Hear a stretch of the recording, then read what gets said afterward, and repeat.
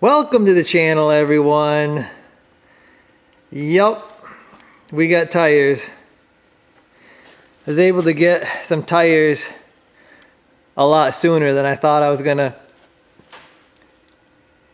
And yeah, these aren't expensive BFGs, but I'd love to get a set of those. But it's just, they're a lot of money. They're a lot of money, and these tires are probably gonna dry rot before I ever get them wore out. So I feel like there's no sense in getting an expensive tire just to let them dry rot. Anyway, these are Matrix Ditto RX 305/70/16, which makes them basically a 33 inch, 33 12.5. And I like them. I really like the look. The look and the price is why I bought them. Actually, in the picture, the tread isn't quite so far apart. These are probably going to make some noise. These are actually, they're considering them an all-terrain or all-season tire, but they might be a little more aggressive than your standard all-terrain tire. But I like them. I really like the look. Rims are 16x8s. They're the Vision turbines. I showed you them in the previous video. These are mounted and balanced, and done by me. I actually got our old manual tire changer out and popped these on.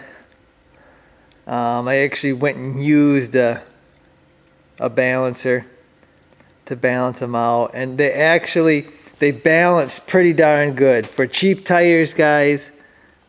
Not a ton of weight, not a ton of weight on there.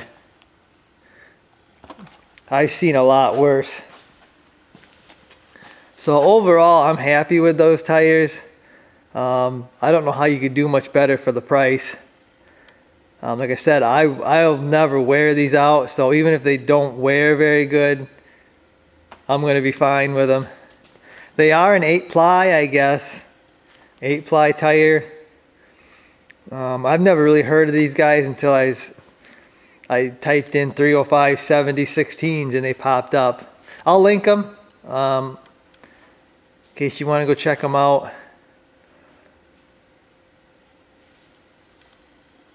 But yeah, I mounted and balanced them myself because last time I took 2 tires in.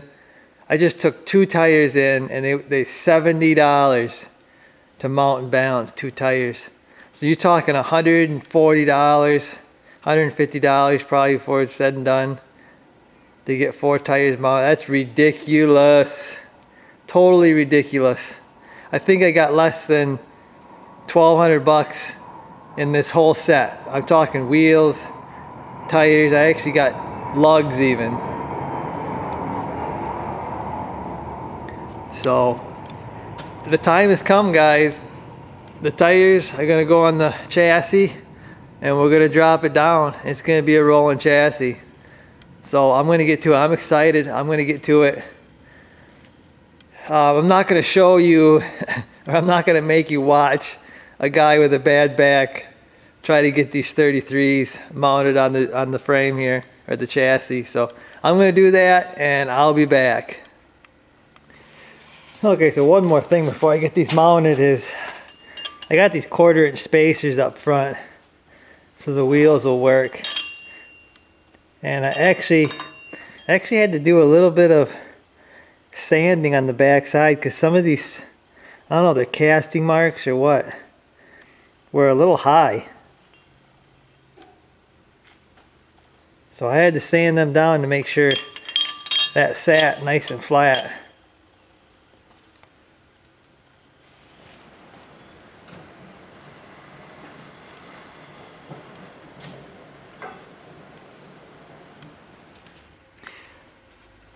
So there it is, guys. A rolling chassis. Minus some brake lines and fuel line.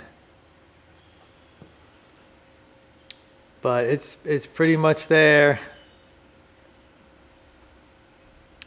Had to kind of take a bit of a moment to soak it in. I got so focused on this little thing, that little thing, you know, all the little projects that build up to the big project. When I finally had just about everything done, and I looked back, and boom, there it is, a rolling chassis. It was kind of weird. Like I said, all those little projects you think of. Don't mind the tree frog in the background. He's happy too, I guess. But yeah, all the little projects to get to this point.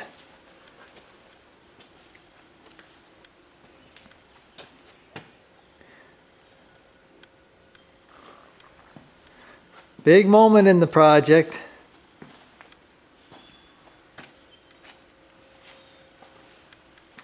Like I said before, the brake lines are probably going to have to wait until I get the cab, because I don't know where that proportioning valve is going to go.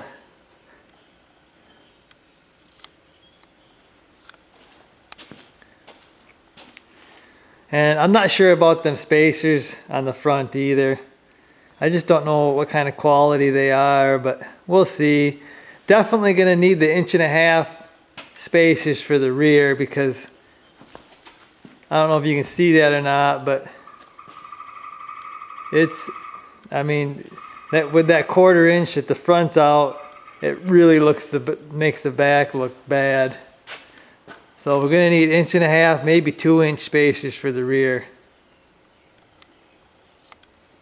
Just like I did on the 70. That's no big deal.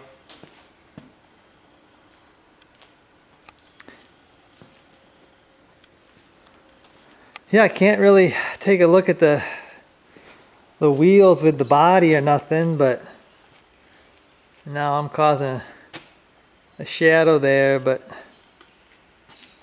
yeah, I think they're gonna look really good.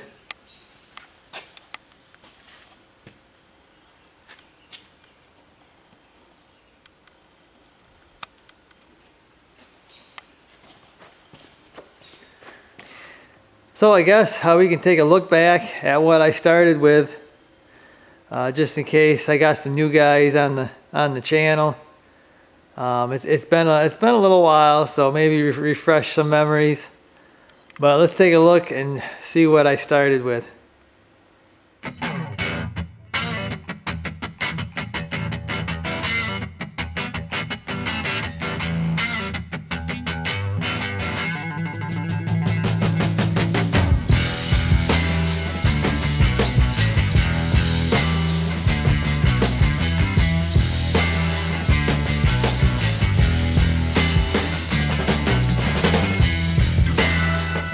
You've been following along with my videos. Just took the cab bed off this 1980 Chevy Silverado frame. So now I gotta pretty much strip this thing down. So that's gonna do it for this video, guys. This is a pretty good one. I actually have everything I need to drop the motor in the frame here. I need to get that transmission cleaned up, throw some paint on it.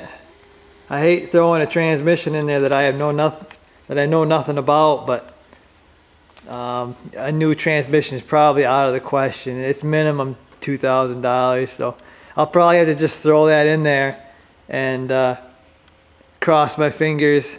The 205 transfer case, I'm sure that's fine. I got to clean that up, and I could do that. Actually, I could have chassis and a full drivetrain in this thing ready to go, but probably pretty quick. But we'll see, guys. I'm getting ahead of myself. I guess, guys, that's it for this one. I'll see you.